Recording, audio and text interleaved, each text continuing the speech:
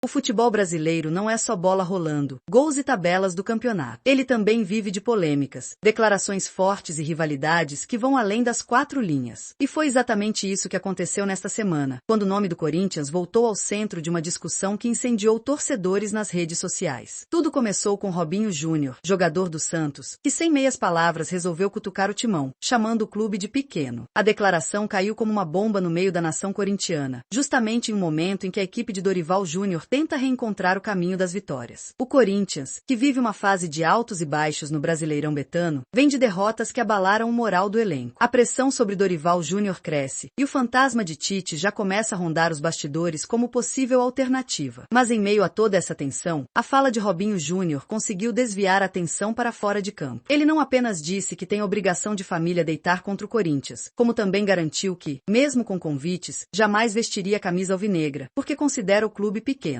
A provocação mexeu fundo com o orgulho corintiano. E como não poderia deixar de ser, um dos nomes mais emblemáticos da história do Corinthians resolveu responder. Neto, o ex-craque, hoje apresentador e comentarista, não deixou a declaração passar batida. Neto, que sempre foi conhecido por falar sem filtro, aproveitou um momento delicado do Santos para devolver a provocação. Isso porque, no mesmo período, o Peixe havia sido goleado pelo Vasco, em pleno Morumbis, com direito a críticas pesadas da torcida santista. Foi a deixa perfeita para que Neto alfinetasse Robinho Júnior em rede nacional. Eu vi o filho do Robinho, aquele que está lá em Tremembé. Não foi ele que disse que o Corinthians é time pequeno? Então por que você não entra em campo, faz 5 gols e empata o jogo? Disparou Neto, sem papas na língua. O comentário rapidamente repercutiu, dividindo opiniões entre torcedores. De um lado, os corintianos vibraram com a resposta do ídolo, sentindo-se representados diante do que consideraram um desrespeito gratuito ao clube. Do outro, alguns santistas preferiram minimizar, dizendo que a fala de Robinho Júnior foi apenas uma provocação dentro do futebol. Esse episódio reacende uma chama antiga, a rivalidade entre Corinthians e Santos, que já viveu capítulos memoráveis na história do futebol brasileiro. Quem não se lembra das finais eletrizantes, dos dribles de Neymar contra o Timão, ou mesmo das grandes vitórias corintianas sobre o rival da Vila Belmiro? Cada detalhe reforça a intensidade dessa disputa. E quando um jogador jovem decide provocar, automaticamente traz de volta toda essa carga emocional, mexendo com torcedores de gerações diferentes. Enquanto isso, dentro de campo, o Corinthians tenta se reorganizar. Com apenas 3 pontos separando o time da zona de rebaixamento, o confronto contra o Vasco, em São Januário, se tornou crucial. Dorival Júnior sabe que precisa dar uma resposta rápida, não apenas para acalmar a torcida, mas também para espantar os rumores de bastidores. Uma vitória pode aliviar a pressão, mas um tropeço pode aumentar ainda mais as cobranças e acelerar a sombra de Tite no horizonte alvinegro.